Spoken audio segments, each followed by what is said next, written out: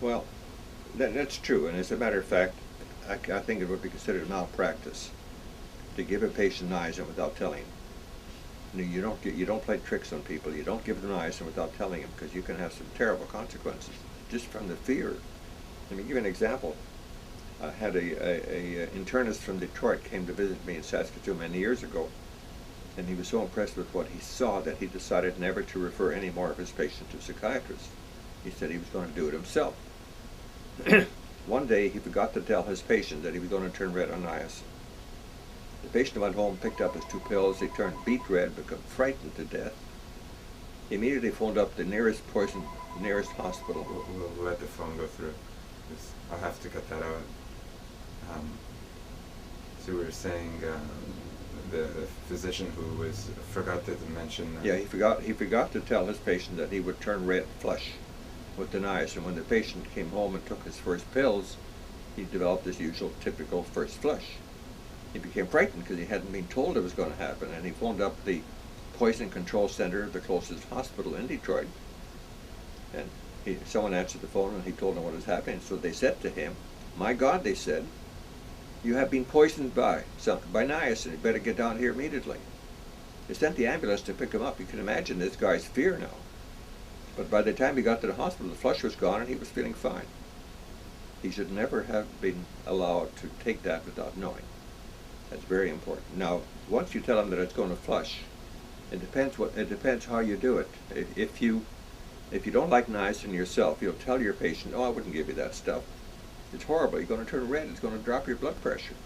And you're going to frighten your patient so much, you'll say, "Well, I don't want to take it." But if you understand what you're working with, you can say, "Well, don't worry about it.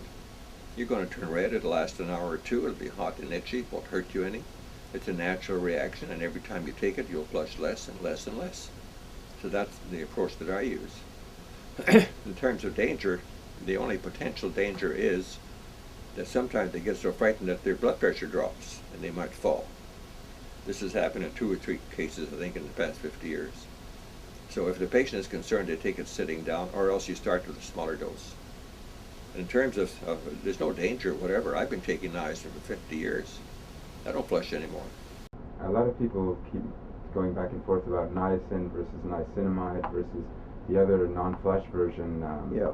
Well, it's called inositol niacinate, or non-flush niacin. It depends what you're using them for. If you're using them for the treatment of schizophrenia, they're all the same.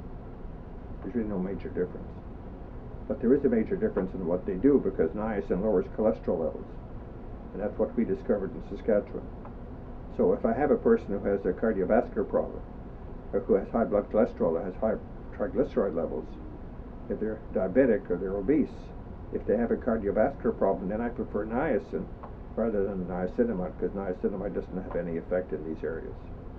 So that's the major difference. I like niacin because it's the cheapest. The inositol niacinate is a lot more expensive, so I can't start many of my patients on it because they can't afford it. So usually I prefer niacin if they can tolerate it. I didn't realize you were having luck with diabetes as well with the niacin. Yeah, because the danger with diabetes is that you develop hardening of the arteries. You lose your eyes and you lose your legs because of the cardiovascular complications. If you're taking niacin or taking the no-flush niacin, that's not going to happen. Even with the no-flush niacin? Yeah. Not with niacinamide. Oh, not with niacin. No. Niacinamide doesn't do that. Just the low-flush niacin will do that. It may not be quite as effective. You might have to use a little bit more. Instead of using 3 grams a day of niacin, you might have to use 4.5 grams a day of the inositol niacinate. But to come back to that, so when Humphrey brought this idea and we developed the hypotheses that there was an increased oxidation of adrenaline to adrenochrome, which is a hallucinogen, we then said, what can we do to prevent this reaction from occurring in the body? We wanted a treatment. We didn't really care about the hypotheses. We wanted to help these patients get well. And so since I had my PhD in biochemistry and vitamins, and I knew something about the vitamins, it occurred to us that we could use 2 vitamins that might protect the schizophrenic person from this change. And one of them was vitamin B3, which is known either as niacin or niacinamide. And we figured out that this could be helpful because it might cut down on the conversion of noradrenaline to adrenaline, which in turn would cut down on the conversion of adrenaline to adrenochrome. And we also added some vitamin C because we knew then, this was in 1952, we were way ahead of the game. And we were then talking about antioxidants, which only became popular in medicine in the past 10 years. We knew that vitamin C was an antioxidant, so we felt that by putting in large amounts of vitamin C, we could protect we could decrease the oxidation of adrenaline to adrenochrome. So these were the two vitamins that we were going to use. There's a general guideline to, let's say, people who can't get help professionally. Where do they usually start out? I've read often about a gram of niacin after each meal. They often will start with too little. They're afraid of using the right amount. So that can be a problem, yeah. But on the other hand, there's some strange things happen. Many years ago, I got a letter from a woman from Denver, Colorado, and she said, "Dear Dr. Hoffer, thank you for helping my daughter get well." I'd never seen her. So then in this letter she says, "My daughter was 16, and she was schizophrenic, and she was told by her psychiatrist that her mother had made her psychotic." This was another old idea that used to be very common, the schizophrenic mother. So the girl said to herself, "If Mom made me sick, I'm out of here." So she went and joined a hippie crowd, and she ran with this hippie crowd. And one day at a local drugstore, she ran across a paperback book called Megavitamin Therapy, written by a New York reporter who wrote about our work. And there she read about niacin and schizophrenia. So suddenly she got, "Oh my God, maybe if I take niacin I might get better." Now this is kind of funny because when she told her friend that she was going to take niacin, they cautioned her not to do it. They said, "Don't take that, it's dangerous." And they were taking drugs and pop and everything else, but they wouldn't want to take niacin. Anyway, so she went home, told her mom, and she went around and couldn't find a single doctor that would monitor her. She saw 12 different doctors. Not one would help her. So on her own, she began to take niacin. And she had read, which is correct, that if you take too much niacin, you get nauseated. So she started taking more and more and more and more. She never got nauseated. Before long, she was taking 120 pills a day of niacin, 60 grams a day of niacin. And when she reached that level, all the voices stopped. So I thought that was a great story. Anyway, I was giving a public lecture in Denver a few years later, so I thought, here, this is an appropriate story, I'll tell them the same story. So I tell them the story in Denver, and at the end of my story, a woman at the back says, "Dr. Hoffer," she says, "would you like to meet her?" She was at the meeting. Wow. So she and her daughter came up to the front, and I had a chat with them, and then she now was taking just 3 grams a day, which is a normal dose. She was well. She had taken 120 tablets, 60 grams of niacin a day. Most people couldn't tolerate that. She could, and it got her normal. And then after her need decreased? That's right. After she was well, she didn't have to take nearly as much. So I hear these stories all the time. Now, if I were not allowed to use niacin as a part of my treatment for schizophrenia, I'd dump medicine. I'd get out. I'd say to hell with it, because I'm not going to treat patients with drugs just to keep them sick forever. I've been involved in the treatment of schizophrenia since 1950, when I first was retained by the Saskatchewan government to become Director of Psychiatric Research for the Department of Public Health in Saskatchewan. In 1950, if you were admitted to a mental hospital for schizophrenia, there was a life sentence. You never got out. And the hospitals were absolutely terrible. Coming through okay? Yeah, fine. Sorry. And so in starting our research, this was the main problem. We had in our hospitals over 5,000 chronic patients, of whom half of them were chronic schizophrenic patients, and they weren't doing very well. We had no treatment at all. They had ECT, which helped some of them, but not for very long. We had insulin coma, which was dangerous and helped a few. So about 1951 in the fall, Dr. Humphrey Osmond came from England, and he brought with him an idea that he and his friend had developed while they were there in England, and which was that it was possible that in the schizophrenic body there might be a compound that was the cause of their hallucinations. In other words, it was an idea that there might be something present with the properties of mescaline, but somehow connected to adrenaline. It's a long story which I won't go into. So then we developed the adrenochrome hypothesis. In other words, we developed the idea that there was an abnormal conversion of adrenaline to adrenochrome. And this was the beginning of our research. We felt that this might be a way of getting at this terrible problem. Now, looking back over the years, it's now 55 years since I first got involved in the treatment of schizophrenia. There has been a major difference, but the results of treatment are not any better.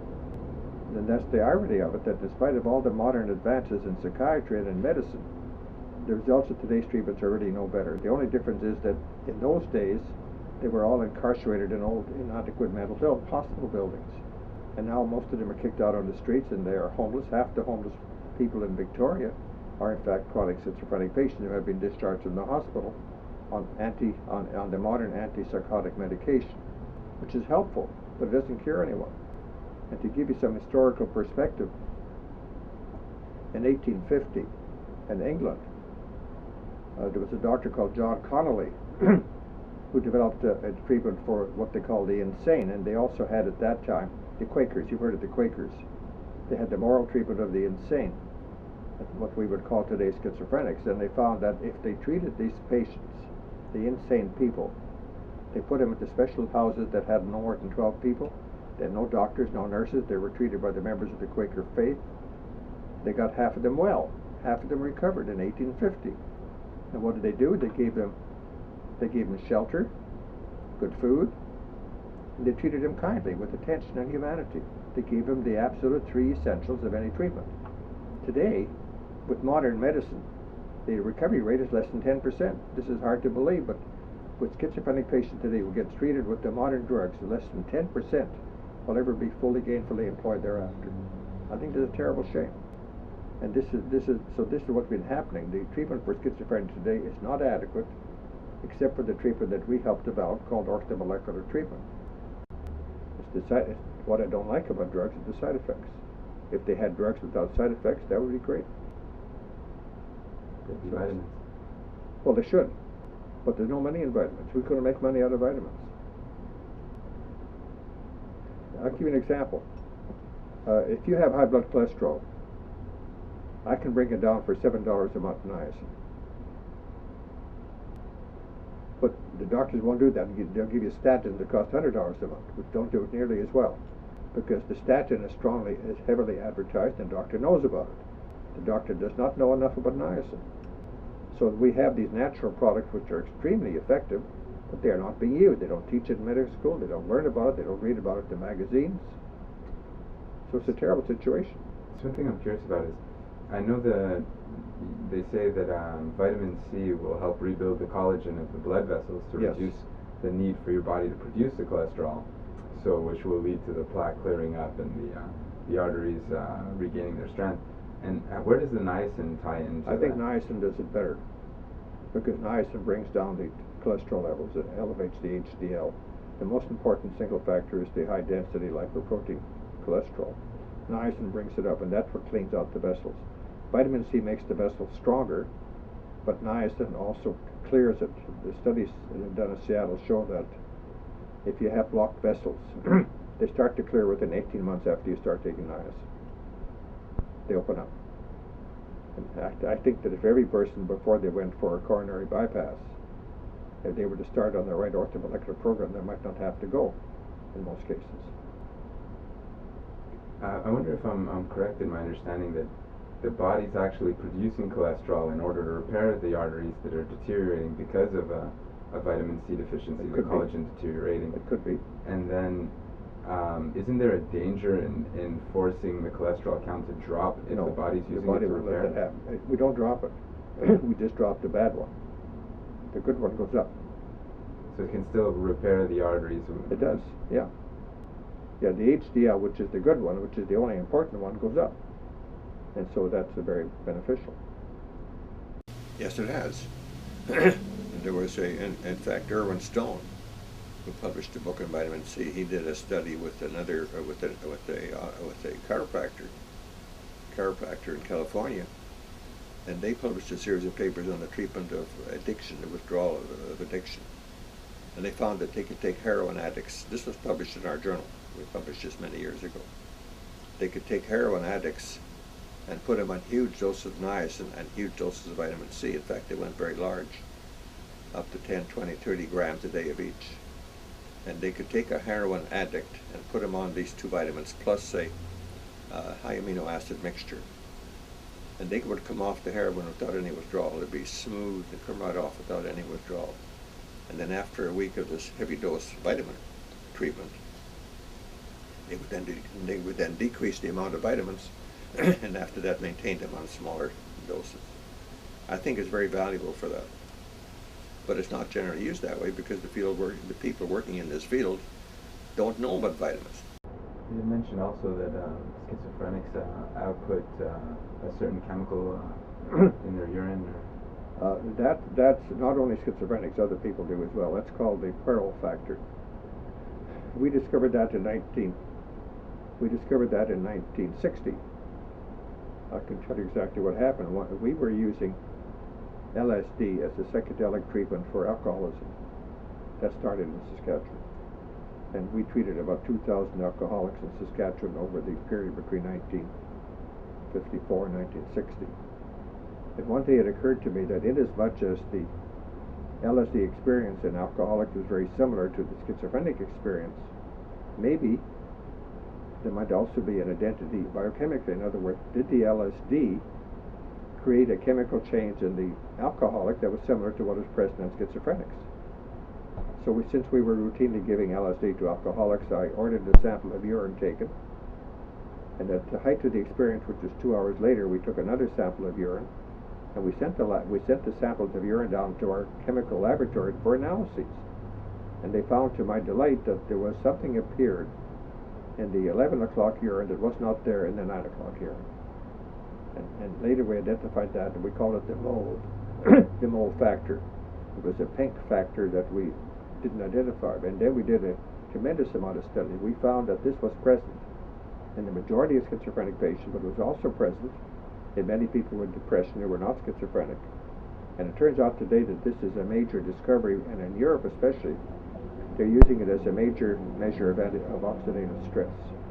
The mole factor is a major measure of oxidative stress, and especially in Holland, a large number of doctors that are researching that particular discovery. Now, we found that patients who had that factor, and this was in cooperation with Dr. Carl Pfeiffer, who was working in Princeton, we found that if you give these patients a large amount of vitamin B6 and zinc, you get much better results. So this became a way of determining what kind of treatment you should give these patients. So that's still, and some of the best labs in the States are using it now. Ideally, you shouldn't ever have to treat yourself. Ideally, but we don't live in an ideal world. And my feeling is that if you realize you have schizophrenia, and you read about the orthomolecular treatment, and if you can't find a doctor that's willing to treat you, then you have to do it yourself. And no, you can't do that with drugs. You can't treat yourself with drugs because they're too dangerous. But you can do that with vitamins because people don't die from vitamins. There hasn't been a death from vitamins in the past 40 years anywhere in the world. But as you know, in the United States alone, 110,000 people die each year from the use of drugs prescribed properly in hospitals. With vitamins, you can play with them because they are safe. So my recommendation is that they read the literature, read my books, other books as well, make the necessary changes in their diet, make the necessary changes in taking the vitamins, try to get their GP or their doctor to cooperate with them. If they can't, to go ahead on their own. Now, most patients don't even ask me. They read our books, so they go ahead on their own. They don't need my permission to go ahead and start using vitamins. And many people are getting well, and they're just now, over the past 5 years, they're beginning to reveal themselves and to let me know that this is what they have been doing. Now, overall, you can divide your schizophrenic patients into those who have been sick for less than 2 years and those who have been sick forever, almost from the time. And with the first class of patients, and this is based upon my own experience on having treated over 5,000 patients since 1952, if these patients will agree to accept the treatment for at least 2 years, 90% will be well. 90% will be well. With the chronic group, the ones who have been sick a lot longer, I did a survey of my patients who had been sick. They had been sick at least 10 years. They had failed to respond to any modern treatment, and then they came under my control. And I have a large number. I have about 500 schizophrenic patients that I've been seeing over the years. Some of them I see them once a year, sometimes once every 3-4 years. Some I don't ever have to see them anymore. Some have become good friends of mine. They're happy, doing what they're supposed to do. They're getting along really well. So I looked at these chronic patients. I did a survey of some of them. I couldn't examine them all. So I surveyed about 30. And I found that of these 30 who had been sick that long, half of them were well, half. The other half were better, they hadn't recovered. And I have a few patients who were taking 20 years. I have a few patients that took 20 years of treatment before they became normal. 20 years. And how long did it take for the chronic patients to start to show improvement? Some of them will start to show within a year or two. Some will start within 5 years. And these 20-year-old ones, they didn't show any improvement for at least 20 years. 20 years. Yeah. I can tell you a few cases if you like on cancer. Yeah, I wanted to get into that. Your first cases of cancer. I just wanted to get a quick plug in for your recommended Andrew Saul's website. I wanted to just get it on tape to say, because a lot of people would be continuing to get information there for them to feel good about it coming from you. Do you know Andrew Saul? I'll be interviewing him on my return journey He's in very, New York. He's very good. He's got an amazing website. One of the best. Yeah, I like Andy Saul's website. I have contributed to it. I read it regularly. He's done an amazing job. He's published my complete bibliography, which runs about 600 references. He also had the complete bibliography of the people like Cathcart. Also, he has Reardon's and many others. It's amazing, amazing. One of the best. And he gets thousands and thousands of hits every month. He's doing really, his website is going to be a major one in promoting what I call rational medicine. Let's not call it orthomolecular, that's what it is, but let's call it rational medicine as compared to what moderns are guided today, which is irrational medicine. So his website is great. And it's accurate. I read it all, and it's very accurate. They don't trust anybody anymore. They don't want to take any products. I know. Do you find that you... I don't have that problem. My patients, the reason they don't take drugs, they don't like the side effects. But there are no side effects of vitamins. I mean, they're minor. And so patients will take the vitamins, but they won't take the drugs. And my patients, I explain to them what I'm trying to do. I explain what they have and how we're going to work together. And they trust me. So my patients have a pretty good track record of going along with the treatment. And they're lucid enough to comprehend what you're conveying to them? At first not, but later on they become that way. So how do you get them to start the program at the beginning? Well, if they're really psychotic to that degree, they do have to have medication to control their psychoses, but they usually come along with their relative. If it's a son, they come with their mother. I'll give you another example. There was a young man from New York City, came here with his mother. He'd been sick for 2 years. He'd been in the New York State Hospital system for 3 different times. He and his mom arrived here about 4 years ago. And he sat there and she sat there. And he was there in body, but the soul wasn't there. His mind was blank. He was empty. He was at a huge dose of a very strong drug called clozapine. And so I got all the information from his mother, nothing from him. He couldn't tell me anything. But she was a very good woman, and she looked after him. They told her in New York that he would never get well, he'd never finish university, he'd never get off medication. Well, after, right now, 9/11, you remember what happened in New York, 9/11, which is about a year after I first saw him. He was so much better that he was a volunteer helping direct traffic in New York City. Right now, he's finished university, he's got a girlfriend. We still haven't got him off the medication because it's very tough to get him off these modern drugs. They're terribly addictive. But we have his clozapine down from 600 to 200, and the big problem now is to get him down to 0, and that's been really hard. So it depends on the patient, but the main thing is that if you start treating a schizophrenic patients, you can't give up. You have to work with them until they get well. You had mentioned that the tranquilizers over the long term do cause brain damage. They can. They can. It depends which one you're using. The old drugs like Haldol, in my opinion, do not cause brain damage. I'm not talking about things like Haldol and chlorpromazine. The ones that I'm worried about are the new antipsychotics like risperidol and olanzapine, the Prexa. These are the ones that I'm concerned about. They can cause brain damage, but worse than that, they do have major side effects. They cause obesity, increased diabetes, increased triglycerides, and increased cholesterol levels. They cause these terrible metabolic changes in patients. Many of our patients become fat and sick, totally unable to work. I had a young woman came to me when she was 19. She was being well controlled with Haldol by her psychiatrist in Vancouver. He wanted to test a new drug out, so he put her on a new drug, one of the new antipsychotics, and within 6 months she gained 80 pounds. And her life was destroyed. This young girl of 19 now looked like a sack of flour. And she pleaded with him, please, I don't want to take this, I want to go back to the Haldol, and he wouldn't do it. Now this girl's life is being destroyed by the tranquilizer. She's never going to get better.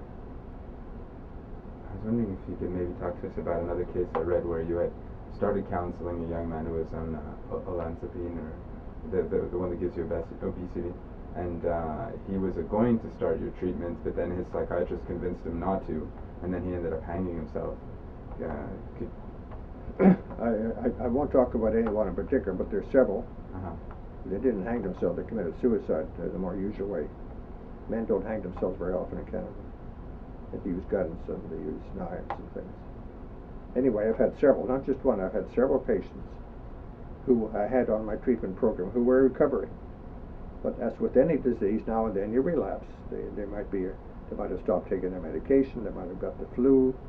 There are all sorts of explanations for why they might have a relapse. And the usual thing is that you go back into a hospital and you deal with what is wrong, and then you keep them on the same program. And these young men were doing pretty well on my program, but they went through a minor relapse. They went to the psychiatric ward where they wouldn't let them take their vitamins in hospital. And when they were discharged, the patient didn't come back to see me. And a few months after that, committed suicide. I've never yet had a single schizophrenic patient on orthomolecular treatment commit suicide. It never happens. So I think so. It's very frustrating to have these things happening all the time. Yes, I have. It goes long back.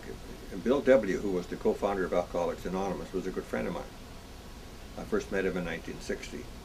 And at that time, we had just started our studies with niacin and schizophrenia.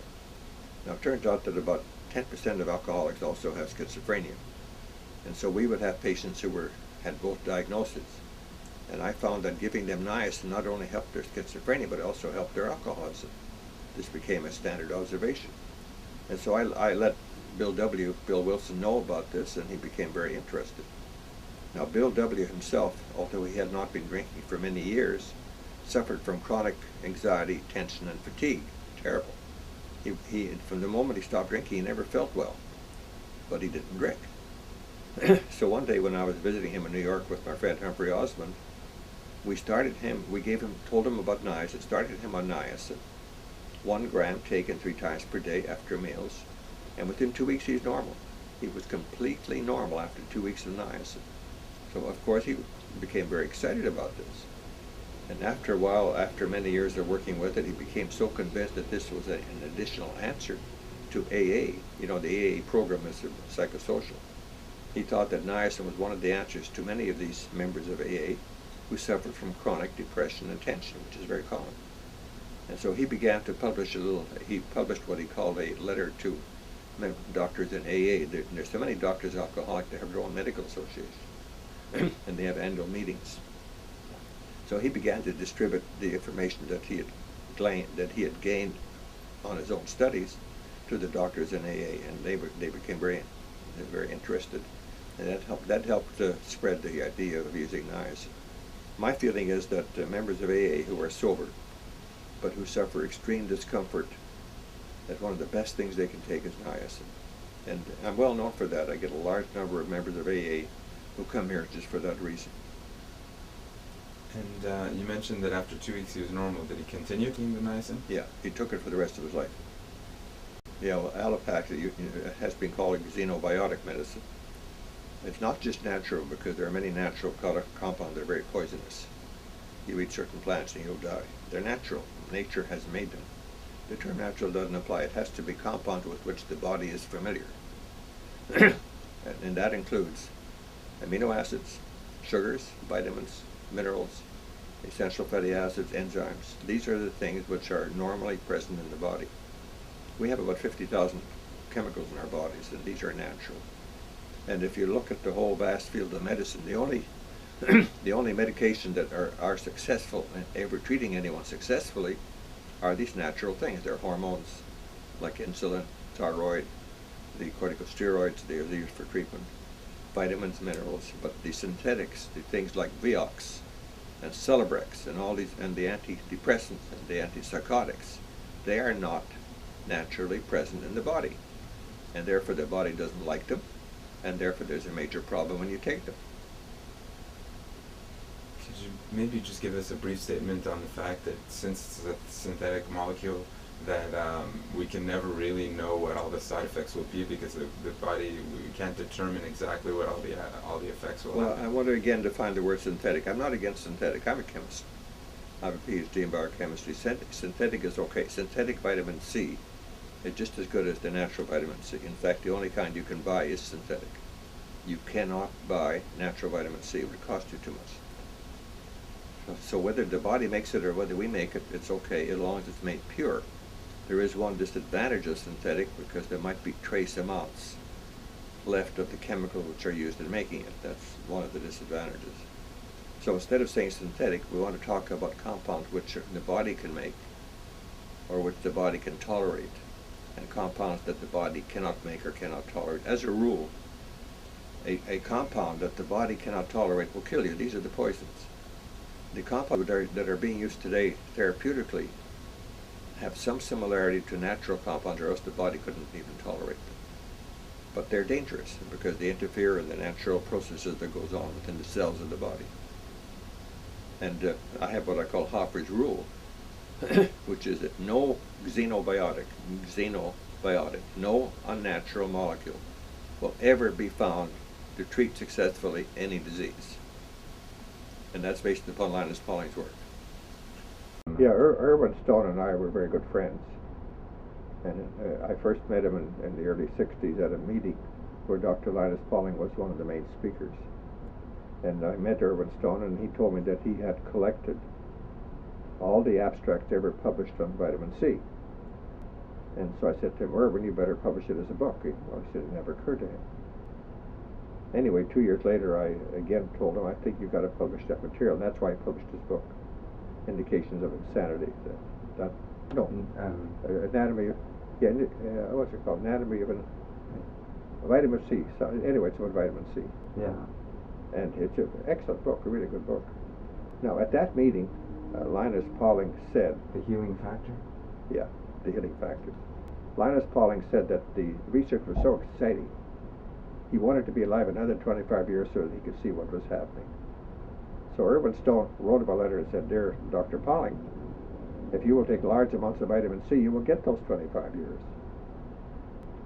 Who was telling me? I think it was Oscar Falcone who was telling me that the introduction between Linus Pauling and Irwin Stone on the topic was at a conference.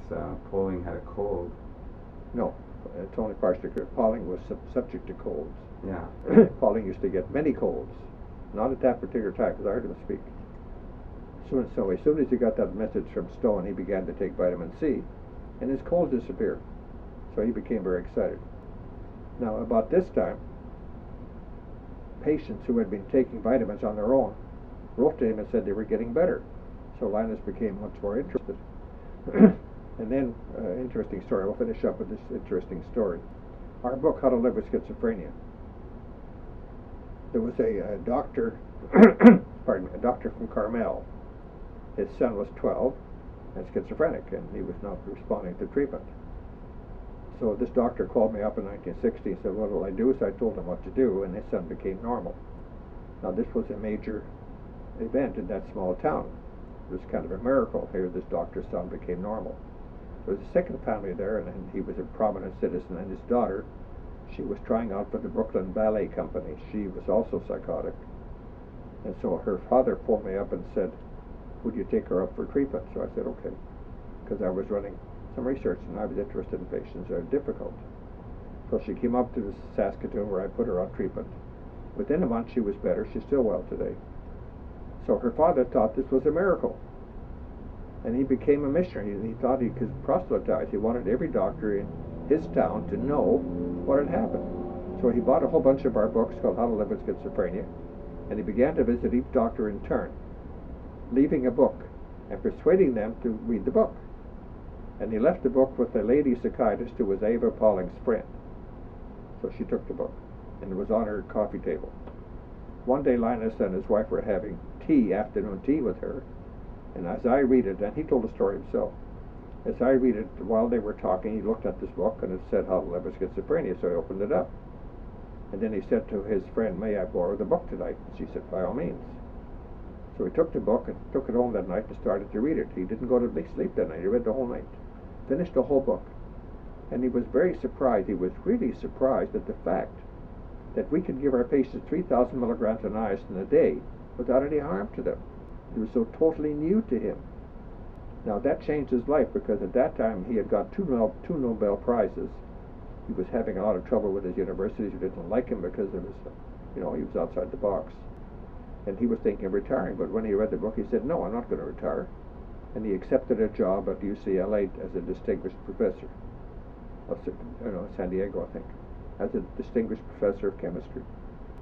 So then he took that book very seriously. And then I didn't know this till later on. And then one day I got a letter from him, and he said, "Dear Dr. Hoffer, I am submitting this manuscript to Science for publication. I'd like you to check it to be sure that I have referred to your work properly." Isn't that great?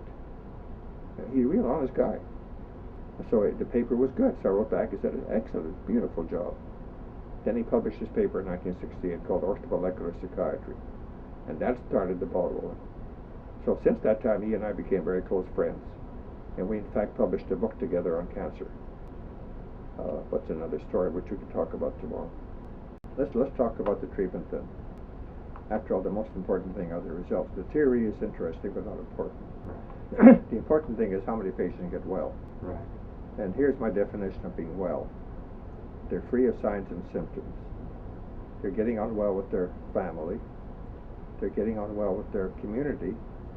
And they're paying income tax. That's extremely important. They're paying income tax. In other words, they are working. They are gainfully employed. Now, if you put the same patients on tranquilizers, they hardly ever thereafter pay income taxes. They never get well enough to work. If I were flying on an Air Canada flight and I knew that the pilot was taking chlorpromazine or taking any tranquilizer, I wouldn't fly. But if I knew he were taking vitamins, I wouldn't care, because vitamins they don't prevent you from functioning as a normal individual. Okay, so that's my definition of getting well. Now, if you start out with, I'll give you the details, but I want to talk about 17 young men who in their teens were psychotic. They were treated by orthomolecular means all across North America. They all went back to college, they took medicine, and they became doctors. One of them was he's the son of a very prominent American writer, and he applied to Harvard Medical School. He wanted to take medicine at Harvard Medical School. They wanted him badly, because to get into Harvard you have to have not only money, but you have to have money and intelligence, and you have to have a name. That all helps. So he applied. He wrote to me before he applied. He said he wasn't sure whether he should tell the admissions committee that he had schizophrenia or not. But at the end he said he had to be honest and tell them that what he had had. Now the admissions committee didn't want him because they didn't want any schizophrenics, but they also wanted him because he had this famous name. So they said to him, "Come back and we'll tell you tomorrow what our decision is." So the next day he came back. So they said to him, they said, "We know that you never get well from schizophrenia, okay? But you are well. Therefore, you never had schizophrenia." They admitted him, and he is now the head of a large pediatric clinic, doing well. Another patient of mine, he was very psychotic, and he was part of our double-blind controlled experiment. He went through the placebo arm, didn't respond. So we put him on vitamins, and he had electric shock treatment as well. He made a complete recovery. He took medicine, became a psychiatrist, and eventually became the president of a large psychiatric association. President. The third one today, He is today head of a department of psychiatry at a major American university, but they don't know his history, so and he won't tell them, of course. And the last one was a young man that I saw 4 years ago, who came down from Alaska to see me, and I heard from him 6 months ago. He'd just been accepted for first-year medicine. Now these are young, bright, intelligent, young teenage boys who, after their psychoses, went to university and became doctors. Now that will never happen if they have been placed upon tranquilizers. Tranquilizers will not allow you, if that's all that you use, to ever become normal. Okay, in talking about the treatment of schizophrenia, it's not that something you can do like reading a recipe book. It's not a cookbook. You can't lay down a formula that works for everyone. In each case, you have to decide what you're going to use, and it consists of a combination of B3, large or small doses, and maybe some B6 might have to be used. We use vitamin C. Usually, if there's one deficiency, you can bet on it that there are more than that, so I use a B complex. We're now using the essential fatty acids, which have been found to be extremely important. And there we use flaxseed oil or some of the fish oils, which are very helpful. We sometimes use other things as well, like N-acetylcysteine. Selenium is sometimes used because it's an important factor. So each time it's tailor-made for that particular individual. There's no single formula that can be applied routinely to every patient that you see. It just doesn't work that way. And also, it's important to remember, I use drugs. I use them usually in very small doses, and usually I try to take them off as soon as I can. There's somewhere I can't do it. Some people have to give them such a tiny amount of drug that they are controlled, but there are no side effects whatever, and I don't mind that. What I don't like about drugs is the side effects. If they had drugs without side effects, that would be great. Now, I can't give my patients a lecture. I don't have time every morning to give them, every time I see them, to give them a lecture. So I have a simple rule, 2.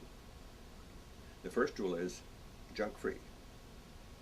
Eliminate sugar. I define junk as any food containing added sugar, junk-free. And if you do that, you find that you also eliminate 90% of all the other additives. Because if you read the labels of food, you'd never find sugar alone. You always find dyes and colors and additives and preservatives. These are always present. So junk-free knocks out 90% of the other additives. If I tell my patients cut out your sugar by half, they may cut it down 5 or 10%.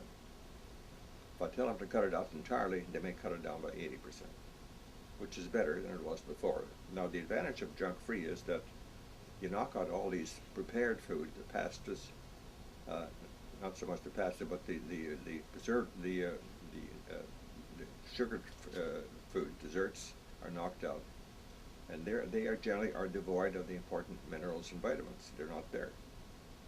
So if you eat only a diet which is high in junk, let's say that 50% of your diet is sugar, you are not obtaining the right minerals and vitamins which the body needs in order to use these foods properly.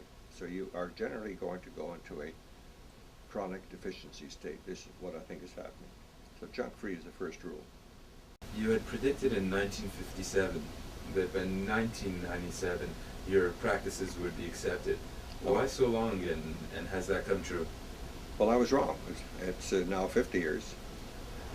Just now we're beginning to see a trend. It's because it's inherently in the nature of medicine to be very conservative or reactionary, depending on your point of view. If you read the history of medicine, you will find out that every major discovery took 40 to 50 years before it became introduced. For example, the stethoscope. You wouldn't think there'd be any opposition against the stethoscope. It took 40, 50 years before that was accepted. And it goes back years and centuries and centuries. Medical professions all around the world are very conservative. Now, maybe it's in our genes. It's built into our genes. Do you ever read the Bible? You got to read the Bible because it may not be true, it may be myth, but still there's some interesting stories there. The question is, when Moses led the Israelites out of Egypt to take over the promised land, why did it take 40 years? You can walk across in 2 weeks. Why did it take 40 years? Well, the Bible tells you. The Bible's not shy. The Bible says that Moses realized that men and women who had been raised in slavery, they had been slaves in Egypt for 200 years, they had been raised in slavery, didn't have the guts to go ahead and conquer any land.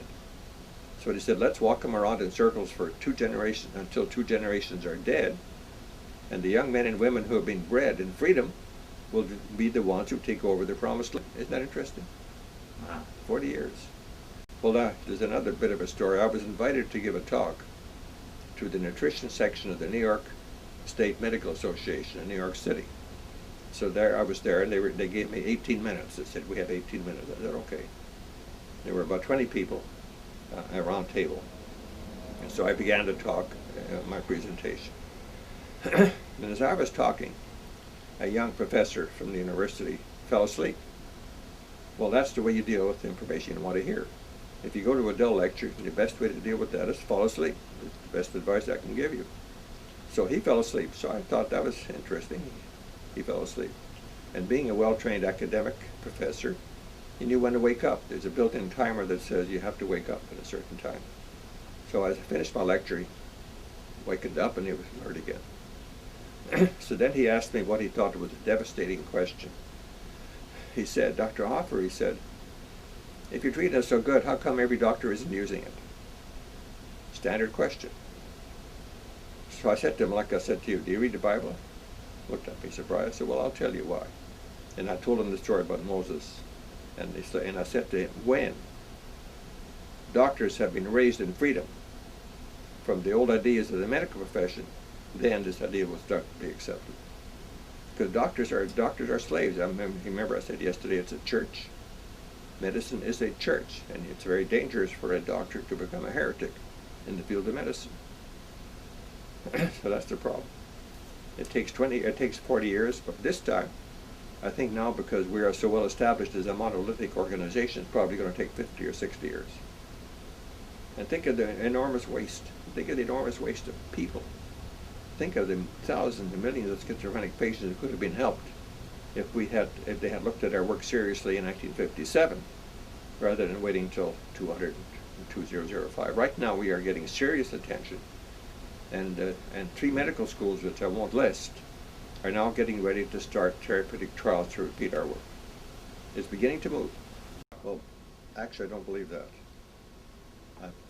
I'll talk about it, but I don't think there's any one food which is related to any one disease. Okay. For example, if you are allergic to milk and you don't know it, and usually starts in childhood, it can produce any one of 12 different diseases. These are called syndromes. It doesn't always cause the same condition. It can cause depression, which is very common. It can cause anxiety. It can cause schizophrenia. It can cause obsessive compulsive neuroses. It can be a factor of multiple sclerosis. It can do anything. So there's no specific connection between a food and a disease. It just doesn't occur. Okay. But I can talk about that in general if you like. Yeah, just a brief overview, because Okay. I noticed that you most often recommend sugar-free and dairy-free. Okay. Diet. Are we ready? Yeah. And so we began our pilot studies. And I'll tell you the first case because it's a very interesting one. In 1952, I had just received my first supplies of niacin and vitamin C. And I was then working in Regina, Saskatchewan, which is north of where Dr. Osmond was working in the mental hospital. So I took a supply of these 2 vitamins to Dr. Osmond. And while I was talking to him in his office, the chief psychiatrist for the hospital came in and told us that Kenneth, the young man called Kenneth, was dying. Kenneth was a catatonic schizophrenic. He, in fact, was dying. And he said, we have to notify the family so they get here in time. So I said to Humphrey Osmond, well, if he's dying already, we've got nothing to lose. Let's go down and give him some vitamins. So we went rushing down to the ward, and there was Kenneth lying on his bed, mouth open, breathing heavily, completely unconscious, totally out of it. He was, in fact, dying.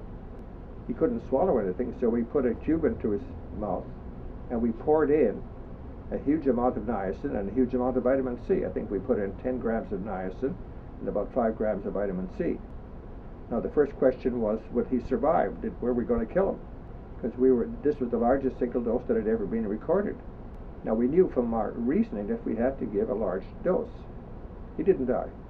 So the first step, he didn't die. The second day, he sat up and drank it. 30 days later, Kenneth was normal. His family came in and they said to Dr. Osmond, why are you keeping Kenneth here? And Dr. Usman said, we're not sure how long he's going to stay well. They said, we don't care about that. We want him home. They took him home. Now, that was the first case we treated in Saskatchewan. And it's always good to have the first case positive because it gives you added incentive to continue with our studies. I did a recheck on Kenneth 15 years later. I wanted to trace him back to see what had happened to him. And by that time, I was in charge of a large research division in Saskatchewan. So we did a follow-up on him, and we found Kenneth. He came in to see me. He was he was a businessman. He was president of the Board of Trade. He couldn't remember ever having been in Weyburn, but he was still normal. Now, that was very exciting. So that was our first study. The second rule is that you might become sick even with good food. Many people have allergies. Allergies are extremely common. This was first pointed out many years ago by Dr. Marshall Mandel, who was a clinical ecologist. And at that time, 30, 40 years ago, we developed a term called cerebral allergy. This meant that although the food that you eat wouldn't cause rashes and things like that, it would affect your brain and cause depression or schizophrenia or any one of the other psychiatric syndromes. So the second thing is to find out what are they allergic to. And I'll give you an example. I had a young man. He was 21. I saw him about 4 months ago. And he told me he'd been depressed all his life. Well, usually that's a signal to me. If it's there all his life, it's got to be a factor which has been present all his life. And what's present in most of our lives? Food. I'm sure you eat the way you did when you were 5, and I tend to eat the same way too. We all tend to consume the diet that we ate when we were children. And he showed symptoms of a dairy allergy, milk allergy. So I asked him to go dairy-free, which he did. And 2 weeks later, he was normal. Depression was all gone. So now we do a challenge test. This is a therapeutic diagnostic test. So I had told him that after a couple of weeks, eat some dairy products, ice cream, or whatever you like. 2 weeks after he was on the diet and he was feeling great, he ate some ice cream. And 2 hours later, he was depressed again and had brought back the original depression. Worse than that, an hour after that, he became psychotic. He became terribly agitated. The family had to call the police to help restrain him. He had a terrible night. He fell asleep at 8:30 in the morning, awakened 3 hours later, and he's been normal ever since. He was depressed because he was allergic to dairy products. And when you have an allergy, it inflames the inner lining of the bowel so that you have gastrointestinal problems. You can't absorb your vitamins and minerals, and therefore you begin to suffer a major deficiency. So the 2 rules I have is 1, junk-free, and secondly, if there is a food allergy, and usually more than one, children, the main ones are milk and sugar. Adults may have milk and sugar and wheat and eggs. Staple foods only are the ones. So that's pretty well the way I use nutrition. Great. Just one more case before we wind up. It may not be the only answer because when you have had a dairy allergy, milk tends to prevent the absorption of minerals and other nutrients. This is known. So you develop a multiple general deficiency state, and you have to deal with that. That's why you also have to use vitamins and minerals. So that in addition to finding out what that food is that has been a factor in your illness, you have to also add the right vitamins and minerals. And just 2 months ago, a woman came to me, a middle-aged woman came to me, and she was, I thought, a really difficult problem. She was allergic to everything. No matter what she put into her mouth, she reacted adversely to it. Pills, vitamins, minerals, food. Very sick woman. She'd been sick all her life. And I didn't think I could help her anyhow. This is way beyond my skill. She's that sick. But she also had a dairy allergy, and I was sure of that. So she went on to a dairy-free program, and she came back a couple of days ago. She came back on Thursday. And I wasn't looking forward to it. I was looking forward to another very sick woman complaining and not getting any better. To my surprise, she walked into the door. She was smiling and cheerful and happy. And for the first time in her life, she felt very much better. She was almost halfway towards recovery just by eliminating all dairy products. And it also meant that she was now able to tolerate some of the other things that before that she could not tolerate. Because if you take away the major allergen, you then increase the ability of the body to deal with the minor ones. So that's my view of nutrition. But I don't think you can relate any one food to any one disease, and if anyone claims they can, they have to prove it to me. There are clinics in the state. Joan Larson has a clinic near Chicago where she treats alcoholics and other addicts using the combination of AA, that's Alcoholics Anonymous, plus the use of vitamins. And she is finding 80% success rate. 80% of her patients after treatment do not go back to their addicting combo. It's amazing. I was speaking with Oscar Falcone of Nutri.com, and he used to sell these heroin and drug addiction rehab kits of vitamin C and niacin, and the FDA eventually came down on him and he had to go to court. He was actually defended by Erwin Stone and Robert Cathcart and Linus Pauling, and they came down on him hard. He had to stop selling them. Do you have any idea why they would want to stop something that would work? Well, they do that all the time. That's nothing unique. Give me an instance where they would promote the sale of something that does work, except drugs. The FDA works very closely with the drug industry, and they have their regulations. The regulations are that you can't advertise anything until you have spent millions and millions of dollars proving to them that it's safe. And they go to ridiculous extremes. I'll give you an example. David Horobin, a very famous scientist, friend of mine, working in the field of schizophrenia with the essential fatty acids, he developed a skin test, a skin patch test for diagnosing schizophrenia. And what you do is you put a plastic strip on their skin containing different concentrations of niacin. And when you have schizophrenia, the area under that pocket doesn't turn red. If you're normal, it turns red. There's a flush. Now that means applying a tiny amount of niacin to the skin for 5 minutes. The FDA has not allowed them to release it yet because they claim it hasn't been proven to be safe. And here they're allowing Vioxx, which probably killed 60,000 people worldwide. They're allowing that to come back on the market with just a warning label, a black label. So there's something totally wrong with with the basic philosophy of the FDA. And in fact, some of their leaders have said that their job was to promote the sales of the drug companies. Their job should have been to protect the safety of the public, but that's not what they do. Nutrition is, of course, very important. I don't mean just dieting. I'm not in favor of dieting, especially the kind of dieting where you yo-yo, or you're too fat, you lose weight, you regain it again. That doesn't help very much. I am in favor of providing for the body all the essential nutrients that are needed, and this follows along great pioneers like Roger Williams, who was extremely impressive in the work that he did, showing that we are all individuals, and that there's no panacea diet. There isn't any one diet that's good for everyone. This is one of the mistakes made by many of the people who write books. They find that a diet helps them themselves. They think, my God, it's helped me, it's going to help everyone else. It doesn't work that way. So that's why you have these huge numbers of diet books: high protein, high fat, low fat, high sugar, low sugar.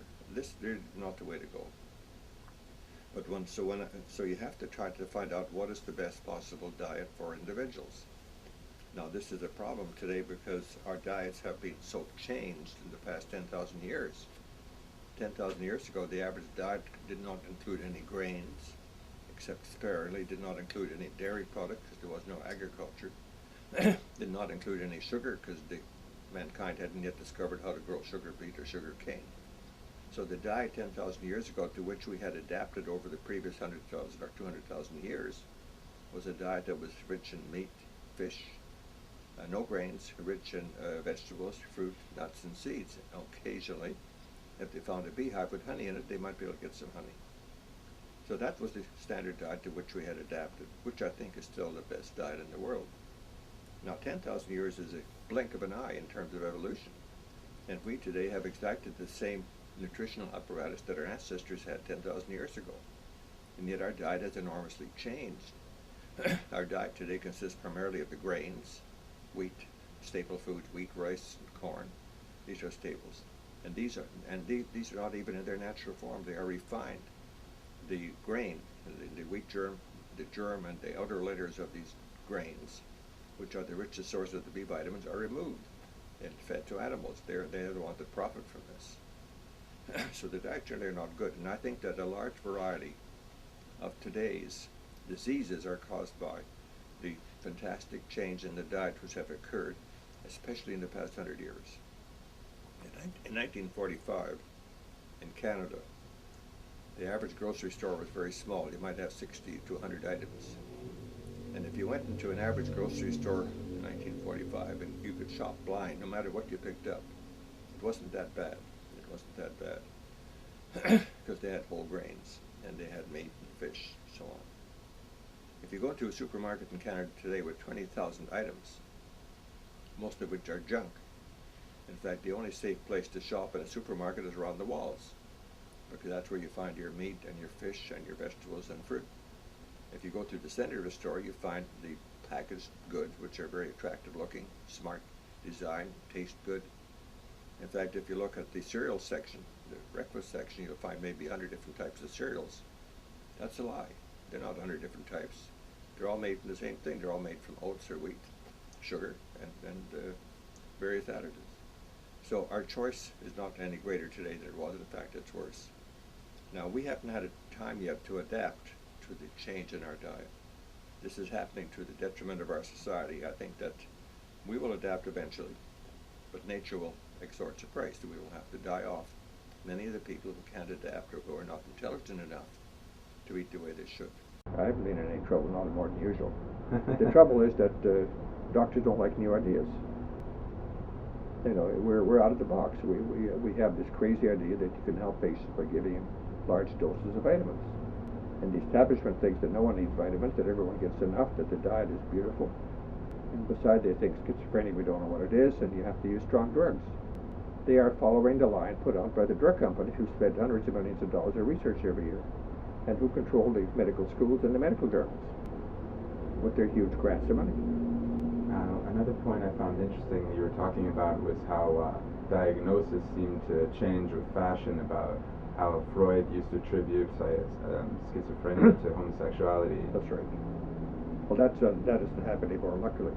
I just find it interesting to talk about how that evolved, just to show that the sciences are not so sound and solid and haven't always been as people perceive them to be. Well, as I see it, modern psychiatry is not scientific. And I'll put it stronger. I think modern medicine is not a science at all. It's a church. It's a religion. And like with any religion, we have the orthodox and we have the people who are the rebels. We have the high priests who are the professors and the lecturers and the teachers. We have their own journal, which is the Bible. We have the heretics like myself who are trying to change things. That's not. It's based upon science, but in itself is really not very scientific. And in fact, it's not a bad thing. I think it's more of an art. And I think a good doctor can do a tremendous amount of good if he practices the art of medicine without thinking of himself as a scientist.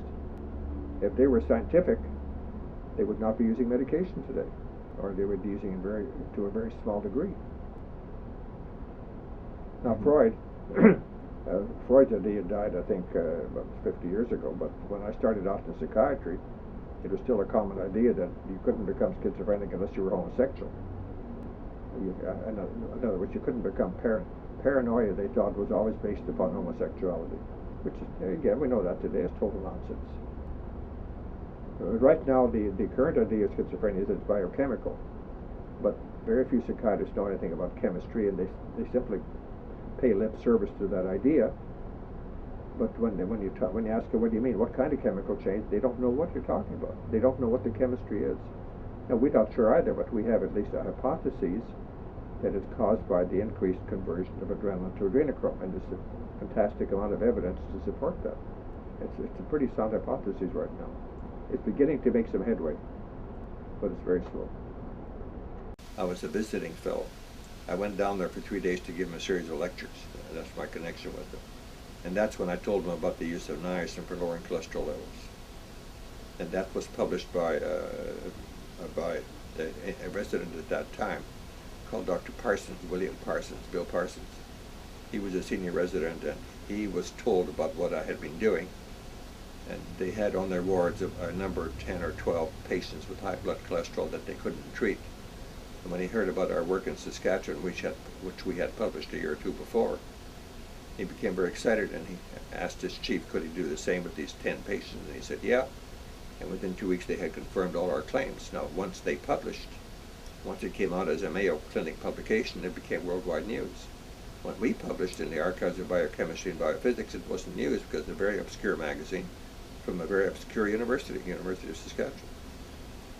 As a psychiatrist, how did you become involved in treating cancer?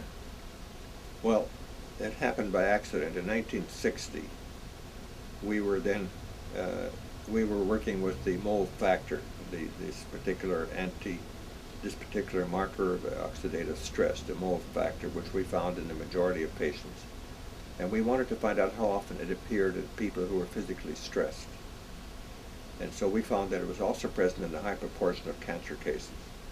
I was working at the University Hospital in Saskatoon, so I had access to all the wards of the hospital. In 1960, there was an old gentleman who was a very famous professor, a researcher. He had developed cancer of the lung. They diagnosed him, they treated him with cobalt bomb radiation. He became psychotic, and therefore he was admitted to our ward at the University Hospital. And because he had both cancer and was psychotic, I became very interested, and we got a sample of his urine, and he had a huge quantity of this particular mole factor. So I arranged that he would be started on niacin, because my experience had been that if you had that factor, you responded very well to niacin and vitamin C. So I started him on niacin and vitamin C on a Friday, and Monday morning he was mentally normal. Now I wasn't treating his cancer, I was treating his psychiatric condition. And so on Monday morning when he was normal, I spoke to him and I said, look, I said, I will give you, I was the only doctor in Canada in 1960 who had 500 milligram tablets of niacin and vitamin C that were made specially to order for us. The largest ones you could buy in a drugstore were 100 milligrams, and they were too full of junk, filler, so that they would make people sick if you took too many. So I said, if you come to my office once a month, I'll give you free these 2 vitamins. So he said, okay, great. I didn't think he would last long. After all, he was terminal. The cancer clinic had said he's going to be dead within a month. Anyway, he kept coming, and after a year he was still coming. And so I had lunch with the head of the cancer clinic, who was a friend of mine. I said, what's wrong with this guy? How come he's still alive? He said, well, we've taken an X-ray of his lung every 3 months. He said, the tumor's all gone. He lived 28 months altogether. He was old. He was about 76, 77 when he died. I don't know what he died of, because I had hoped that he would die at our hospital, and then we would do an autopsy. But he died at a different hospital, and there they buried him before I even knew he was dead. Because I would have loved to see his lung to see what had happened to that tumor. So that started me thinking, one case doesn't prove anything. But one case is like looking at one white crow. How many white crows have you seen? White? Crows. A crow, a bird? None. None. But if you saw one, and so the rule is crows are all black, is that right? But if you saw one white crow, you'd say the rule's wrong. I've just seen a white crow. I had just seen a guy who was terminal with lung cancer who had recovered on vitamins. So this was like looking at the white crow in a population of black crows. So that always stayed in my mind. I thought it was the niacin, not the vitamin C. And then Cameron Pauling published, and I read his work very carefully. I said, oh my God, it must have been the vitamin C, not the niacin. Then I moved here. So nutrition has been neglected, and I think the reason for that is that until 1950, nutrition was an essential element of medicine. It was one of the most important aspects of medicine. And between 1930 and 1940, which was the golden age of vitamin discovery, the medical profession took vitamins extremely seriously. And every time a scientist got the Nobel Prize for discovering a new vitamin, everyone got very excited and alerted. And during these 10 years, a large number of very important papers were published by doctors dealing with these various vitamins. But in 1950, there was a major change. The American medical profession got the idea that we knew everything that there was to know about nutrition. Therefore, they dropped it out of the medical curriculum. And they don't teach it today. At UBC, that's the University of British Columbia Medical School, in 4 years medicine, they get 1 hour of nutrition. I spoke to a medical student from Ontario, and I asked her, how many hours of nutrition did you get? And she said, nearly 1 hour. So I said, what do you mean nearly 1 hour? She did. He never showed up. Can you imagine doctors being trained for 4 years in medicine without having more than 1 hour of nutrition, which is usually given to them by a professor of biochemistry, who may know his vitamins, he may know the chemistry of vitamins, but he knows nothing about nutrition. There's a major difference. So doctors today are almost totally ignorant, and they know that. The leaders of the medical profession know that they don't know anything about nutrition. And that's a major problem. So nutrition has fallen by the wayside. It's no longer taught anywhere. It's left by its own. It's kind of an orphan aspect of medicine. Now, the genius of Dr. Linus Pauling was that the term orthomolecular highlighted what we were trying to do. And it's the best descriptive word there is. There's no better word than that, because it refers to the use of optimum amounts of the right nutrients, compounds that the body is familiar with. They're not strange. They're not things, what we call xenobiotic. They're not strange things. Many people who commit criminal acts are really schizophrenic. Now, you don't dare say that aloud, because the schizophrenic societies are afraid of that. Now, what they do say is that the incidence of criminal behavior amongst schizophrenic patients is not any greater than it is amongst the general population. That's true. If you look at 100 normal people, and maybe 1 or 2 are criminals, if you look at 100 schizophrenics, maybe 1 or 2 are criminals. The big difference is that when a schizophrenic commits a crime, it's bizarre. There's no sense to it. It's one of these cases where a student, who is a nice, quiet student and never creates any problems, one day gets a gun and shoots 20 of his fellow students. These are schizophrenic, and you have to get inside their mind to understand why they did that. And modern psychiatry doesn't do that. They don't get inside the mind of the patient. In 1850, John Connolly, whom I mentioned earlier, brilliant English psychiatrist, wrote a book called Indications of Insanity. And he defined insanity as a disease of perception, combined with the inability to tell that these changes were real or not. I'll give you an example. He describes a woman who was depressed in his hospital, 1850. She was in her room, and she was depressed because she knew her husband was dead. Well, he wasn't dead, but she knew he was dead. And she knew because she could see his ghost sitting on a tree outside her window. The ghost was a hallucination. She saw the ghost. She concluded it was her husband's ghost, therefore he must be dead. So she's depressed. Okay? So the psychiatrist in charge tells her husband that. And so he says, he's a common sense kind of a guy, he says, well, let me go in and see her. Then she'll say I'm not dead. So the psychiatrist said, no, you can't do that. That would shock her too much. So when no one was looking, he snuck into the bedroom anyway. She looked at him, fainted, got up and said, John, let's go home. Why? Because she still saw the hallucination, but she now knew it didn't mean her husband was dead. Therefore, there's no need to be depressed anymore. Now, I had a patient, a schizophrenic woman, who was hearing voices. God was talking to her. And God said, burn down your neighbor's house. Now, when God talks, you listen to him, don't you? She did. She set fire to her neighbor's house. And she wound up in hospital. I treated her. She recovered. She now runs her own business. She supervises 35 women. She has her own business she operates. She's been well ever since. If you're going to deal with strange behavior, you've got to get inside the brain of these patients and find out, why did they do it? Why did you do what you did? They'll tell you. Every time they'll tell you. This kid that shot everyone, maybe he thought that there was a major plot against him. Everyone in school was after him, that they were all going to do something to him, and maybe he killed them in self-defense, as he saw it. And yet we do these terrible crimes. You heard about this 4 Mounties being killed in Canada. In Edmonton, just west of Edmonton, 4 RCMP officers were killed by one guy who was the terror of the community. He was well known as a terrible person, had been in jail, had at least 15 convictions against him, but still nothing was done. The police went to recover some property that he'd stolen. He killed 4 of them, and then killed himself. Now, why was he allowed to behave that way? Because no one really diagnosed him properly. Had they diagnosed him properly as schizophrenic, found out why he behaved the way he did, they could have incarcerated him, they could have treated him, they could have gotten him well. I'll give you an example of a patient of mine who was many years ago, 1960, I think. He was an American student getting his PhD at the University of Saskatchewan in physics. And one day, He took a rifle, drove out to the edge of Saskatoon onto one of the fields, and began to shoot at the cars that were driving by. And so he was arrested by he didn't kill anyone. He was arrested by the RCMP, and his lawyer thought there's something bizarre about this guy, so he sent him to see me. And he came to talk to me, and he was bland, no emotion at all. He just talked and told me what happened. He told me about the things he had done. He says one day he was in Washington, D.C. in the library, in the National Library. He hid, and when all the staff left and the doors were closed, he pushed all the stacks over. Thought that was great fun. Turned out this young man was schizophrenic.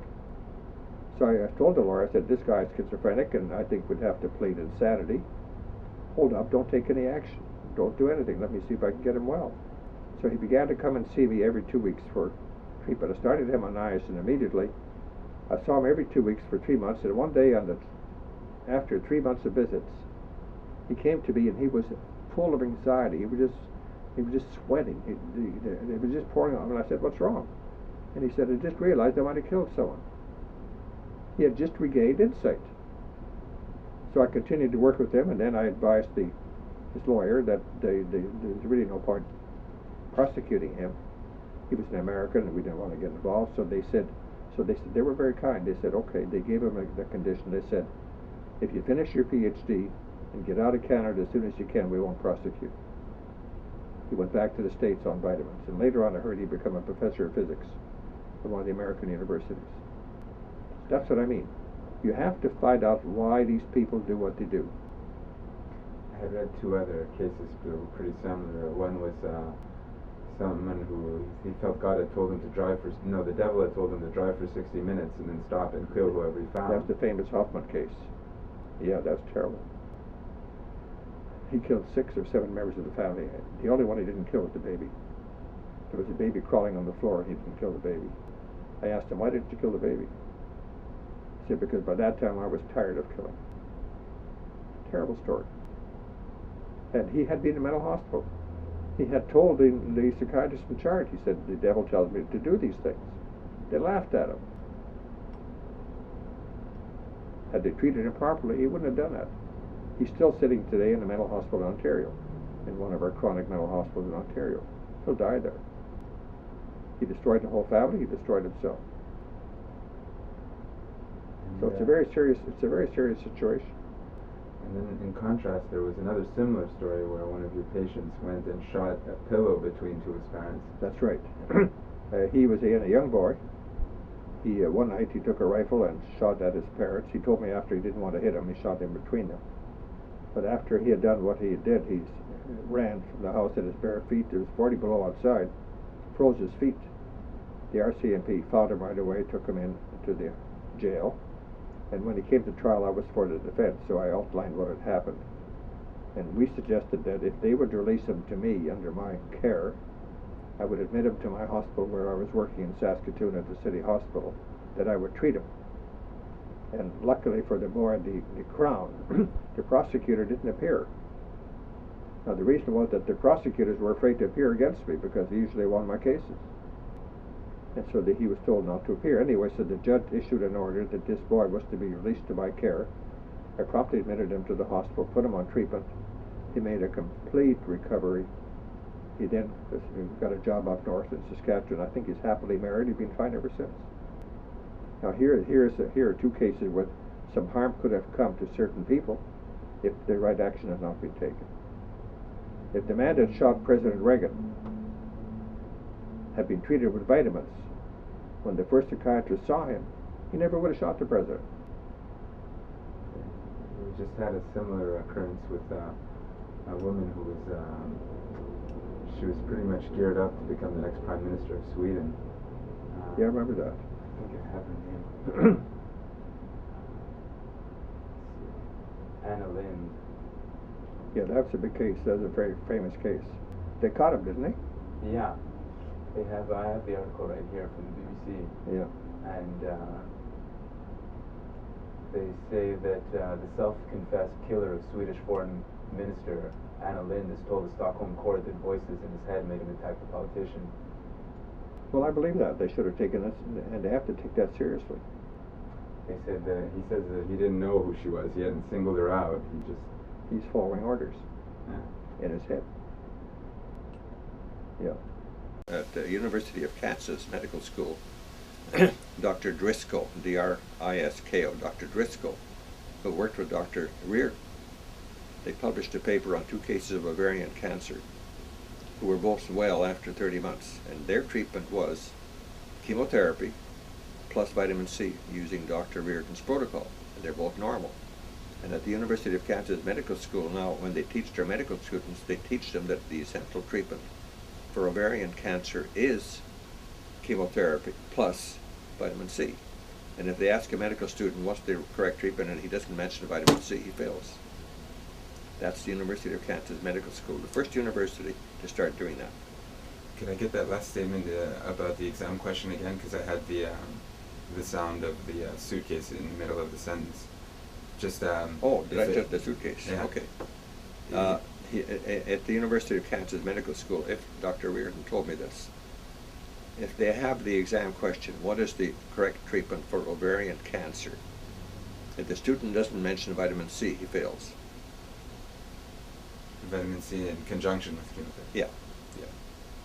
I'm not talking in terms of avoiding chemotherapy because I've had no experience with that. I've seen over 1,300 patients with cancer and only 1 or 2 refuse to take any standard treatment. So my experience has always been a combination of the best of modern oncology plus the best of what I thought was orthomolecular therapy.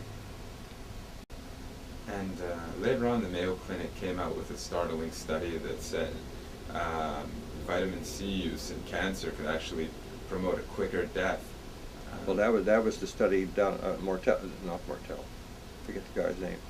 After Cameron and Pauling had published their book, which is a very interesting, very good book, the Mayo Clinic told Pauling that they would repeat his work. They were going to actually reproduce what he and Cameron had done in Scotland. Now in Scotland they have started with IV vitamin C and then had gone over to the oral form. But they started always with the IV. And they reported certain therapeutic results. The Mayo Clinic selected a group of patients who don't ever respond to anything. They don't even respond to chemotherapy. But they gave them chemotherapy because they said, what else can we do? These were a group of very sick people who didn't respond to anything.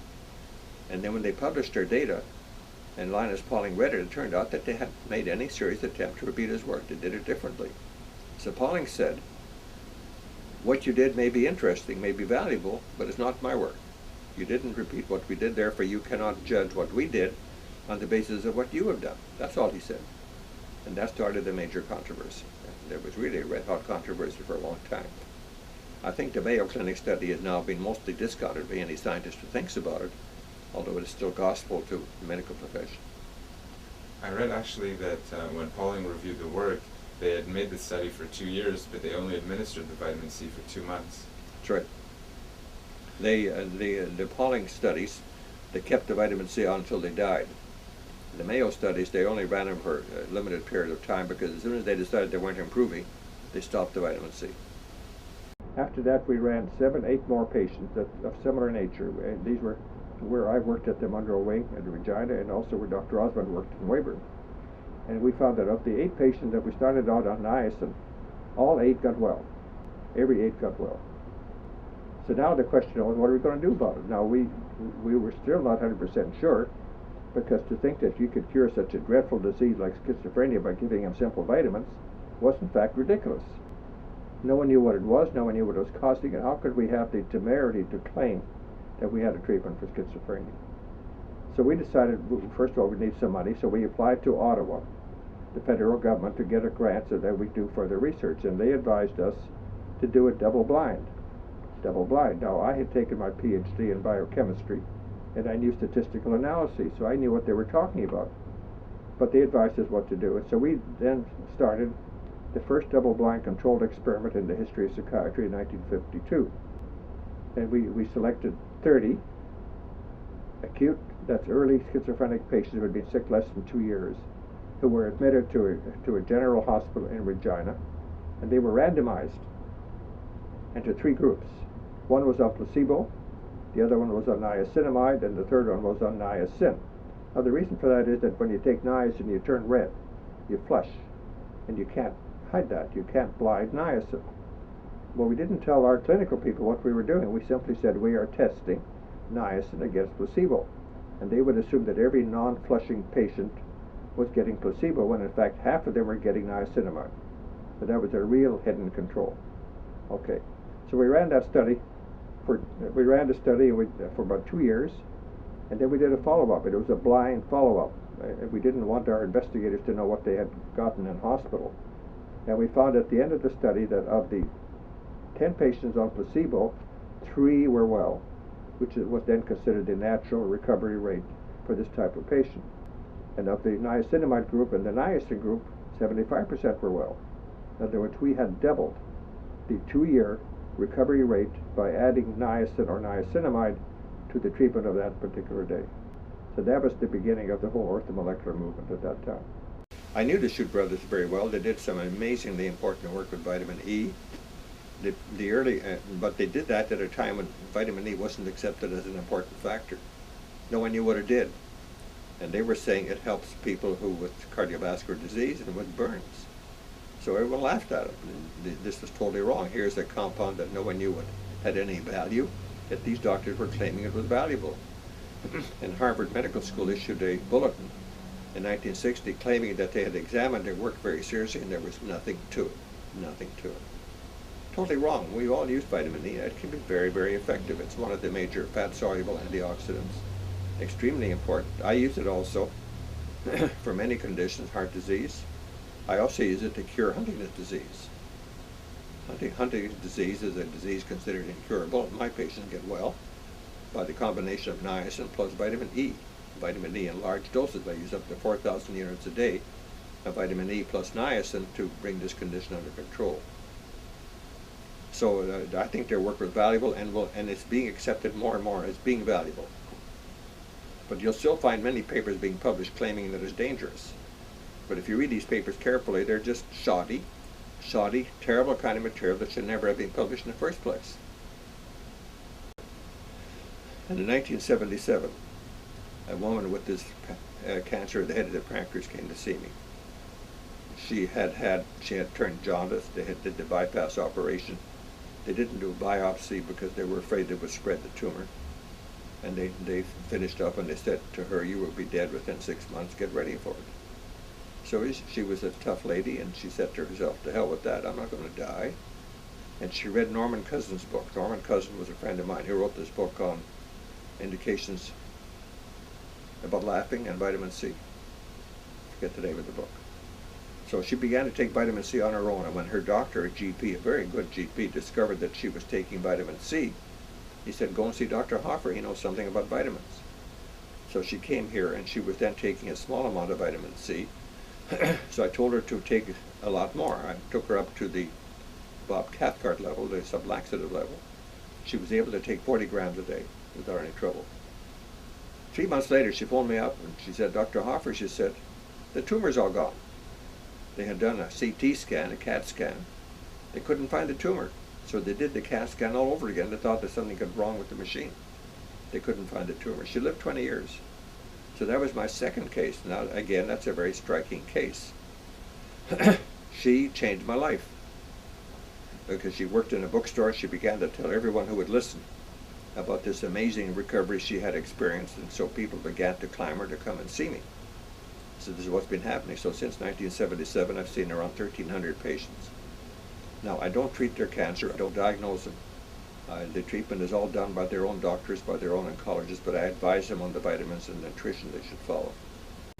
I know one woman who was just been diagnosed with leukemia who said she's worried because I mentioned it was a vasodilator, it helped blood circulation, and she said she had problems when she was young of her blood not coagulating properly, so just the blood term scared her. But no, niacin has no effect on coagulation.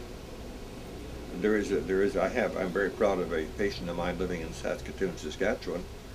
She's the second oldest Canadian. She's 111 years old. And 2 years ago, she was doing cross-country skiing. Her mind is clear. She's been on niacin for 41 years, so you see how safe it is. There's nothing safer than niacin. There were 40 years ago, there were 1 or 2 cases of patients who died because they were given the wrong preparation. They were given a funny kind of niacin preparation. You can't even prove it's due to niacin, but they did die while they were taking it. In the years I've been using niacin, I haven't had a single death. Haven't had, in the past 25 years, I haven't seen any cases of jaundice. I haven't seen any. So niacin I consider is very safe. But the flush, you have to know what's going to happen. You simply never take it unless you know what's going to happen. I couldn't do a controlled experiment. As I told you, I'm familiar with double-blind controlled experiments, but I couldn't do it. You can't do it in private practice. And so I had, out of the first 45, I had a number of patients who didn't stick to the program. So I said, well, I'll use them as a kind of pseudo-control. And I found that there was an amazing difference. And so then I gave this information to Linus Pauling. I was with him at a meeting in Massachusetts. This was a festschrift put on by Arthur Sackler. Arthur Sackler was a very famous American philanthropist, MD, psychiatrist, who was a friend of mine. And Linus Pauling was at this festschrift, and I was there too. And so we had a chance to visit and talk. And so I told him about what I was seeing. So he became very excited, because he'd been under a fantastic attack from the whole profession. They even accused him of making people sick by giving him vitamin C. So Linus Pauling was delighted to hear what I said, and so he said to me, "Are you going to publish?" And I said, "No." And he said, "Why not?" I said, "Because I don't think I can find a publisher who will take it." He said, "Go ahead and do it, and I'll make sure you get a publisher."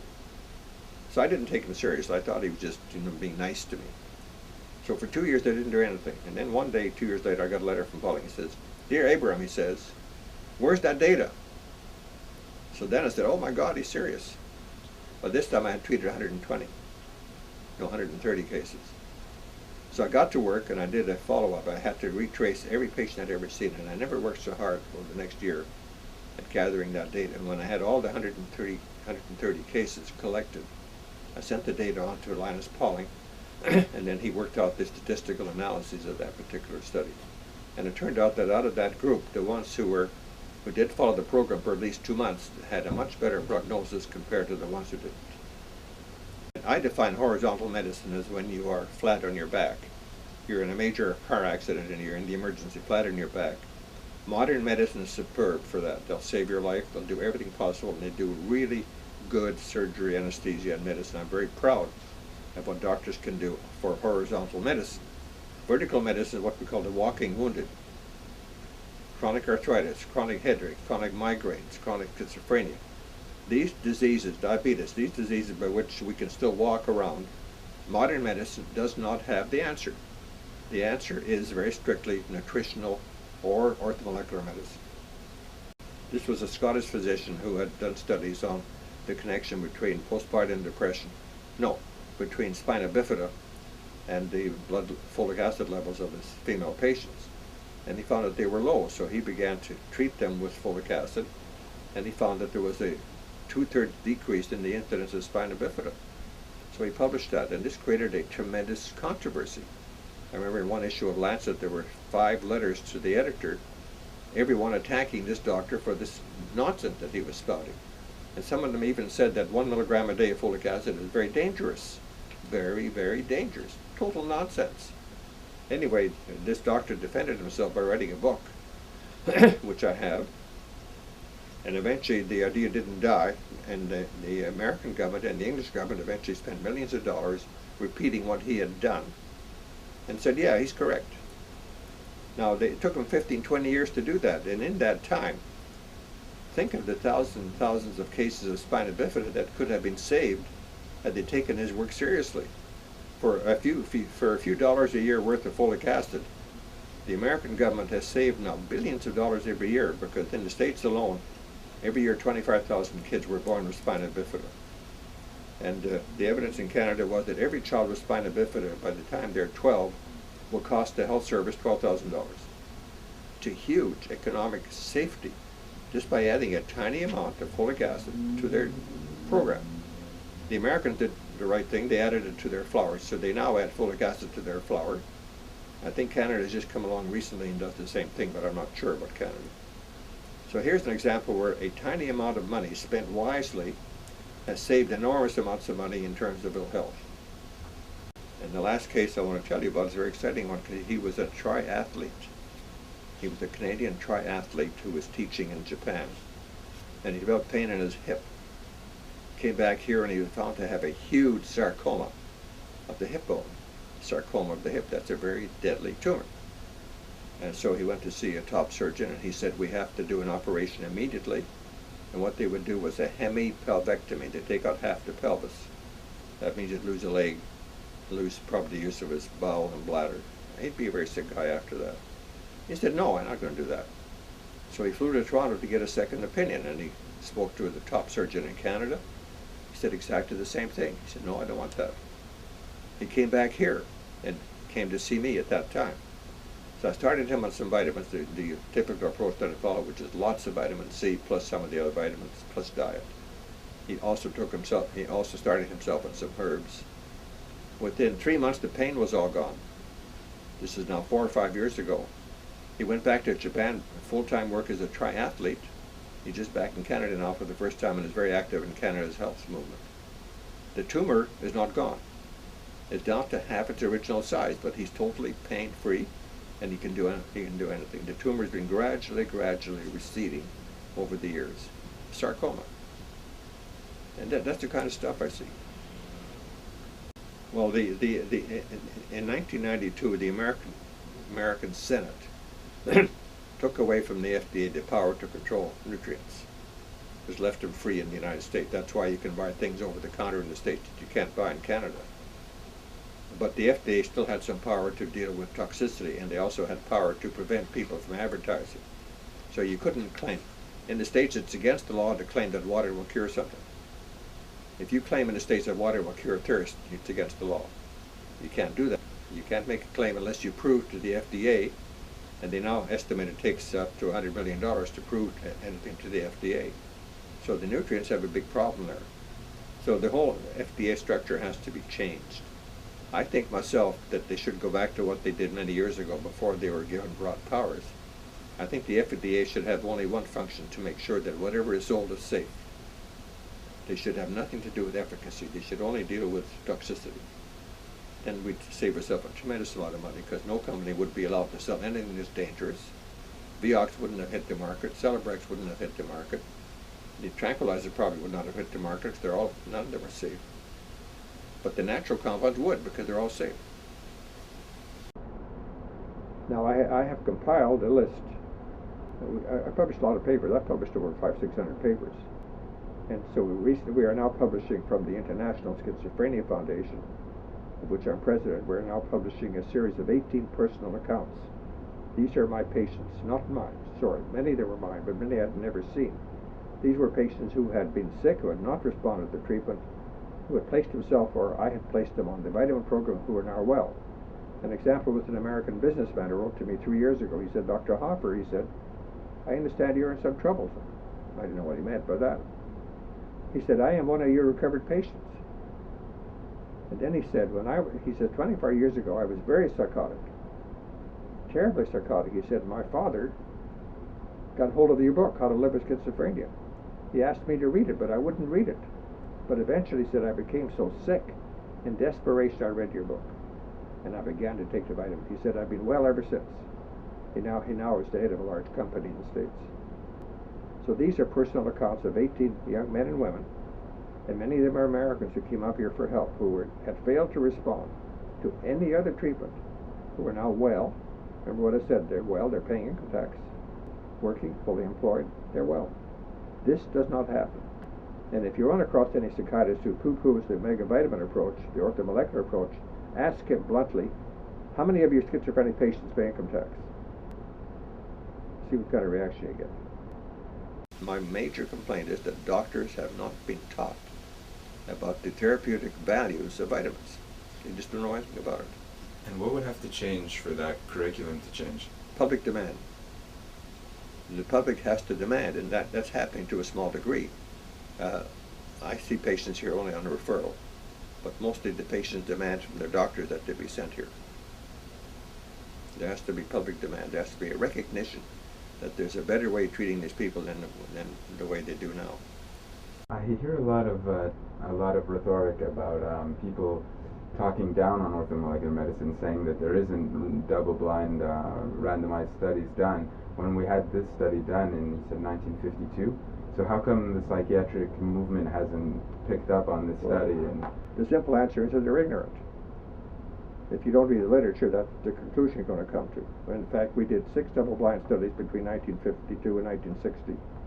And there was a double-blind done by Dr. Wittenborn in New Jersey under a grant from the National Institute of Mental Health. He did a major double-blind controlled study in New Jersey, long after we had done ours, and he confirmed everything we had said. So there have been a lot of double-blinds, but if you ask any psychiatrist, they simply don't even know about it. Now, one of the problems was that the medical journals won't accept our papers. There's a blackout. They have tried to block out anything that has to do with orthomolecular medicine. In fact, right now, you've heard of Medline. Medline is the abstracting service by the United States Library of Congress that abstracts all the scientific journals all around the world. They won't cover our journal. I'm the editor of the Journal of Orthomolecular Medicine, and they won't cover our journal. So we're fighting with them over that now. So if anyone tells you that, simply tell them that you're ignorant. You don't know what you're talking about. And why would they resist this information? Why do you think that they're blacking it out? Because they're afraid of it. There's no money. The treatment for schizophrenia today is controlled by the drug companies, and they work with drugs that they can patent. You understand that? That means that every 15 years they have to change their drugs because the patents run out. And when the first tranquilizer came in 1955, they're very effective. In other words, you see a rapid result. You take a psychotic patient and the next day he's sleeping. You get a very dramatic response. They don't get well, but you can certainly knock them down. Now, these were publicized by the drug companies who made millions out of them. The first year that the tranquilizers came on the market, they probably spent $50 million advertising them. No one has advertised vitamins because there's no money in it. You can't take a patent on vitamins. You mentioned also about the tranquilizers that in the long term they had detrimental effects. They don't allow you to get well. That's right. Now, I use tranquilizer because in combination with our program, they do work together pretty well. In other words, you can use the tranquilizers for their rapid, immediate response if you have to control your patient. At the same time, you start them on the orthomolecular treatment approach. Then as they get well, you gradually withdraw the drug until eventually they are taking none or very small amounts. And we published our material. The books have been published. The book, How to Live with Schizophrenia, that I published with Dr. Osmond, I think first published in 62 or 64. Over the years, it sold over 100,000 copies. So the public knows a lot more about this than the profession does. And I keep hearing from patients all the time who write me and tell me that they treat it themselves. I just got a letter the other day from a man who was worried about his fiancée who was becoming psychotic. So then in his letter to me, he says, my mother was schizophrenic 25 years ago, he says. She read your book. She went on to your vitamins. She's been well ever since. So I keep getting that kind of information all the time. Now, I must admit that the situation is getting a bit more tolerable because the idea that the vitamins might help schizophrenic patients is not as crazy anymore as it used to be. And many universities are now beginning to look at this. But it's still going to take another 10 to 15 years. And I can tell you that since you're working in France, that the worst place in the world for orthomolecular treatment today is Europe. In fact, they're trying to suppress the use of vitamins there. With the Codex issue. And you don't think that the Codex eventually through World Trade Harmonization is going to impact the United States? I don't think it will because the United States is pretty powerful. And I don't think it'll have much impact in Canada because in Canada, vitamins are considered drugs. They're over the counter, but they're considered drugs, and the European Union, the Codex has nothing to do with drugs, it just has to do with nutrients. But anyway, I'm hoping not. But if they ever take vitamins off, there'll be a fantastic black market developing in vitamins, just worse than what is today with cocaine or drugs. Because people who are well on vitamins are not going to take kindly to losing whatever is keeping them well.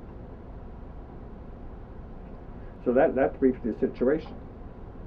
Actually, what you have to get across is that, I think the problem is that we have a very stupid patent system. We should either destroy the whole patent system or else make everything patentable. Had I been able to patent niacin for lowering cholesterol levels, I'd be a millionaire today. Had we been able to patent the vitamin, if Irwin Stone had been able to patent vitamin C as a treatment, the thing would spread like wildfire because the companies then would have they'd have a reason to go ahead and develop it. We have to have a way of dealing with natural compounds that are not patentable. It's very important. Hi, Fran. Morning. We're still at it. I see. Now you haven't been here all night, right? Yes, we have. We've been here all night. We'll be finished very soon. Okay. I'm just gonna get changed. Anyway, Patients can demand this kind of treatment, can't they? yes, they can, And but they won't get far. they won't get far. Not yet. Because in the United States, they're pretty strong on malpractice suits. Yeah, they are, but you have to remember that the doctor's defense is that he's doing what every other doctor's doing. That's the way it works. And if 99% of the doctors say they don't use the treatment, then you can't force any doctor to go ahead and use it.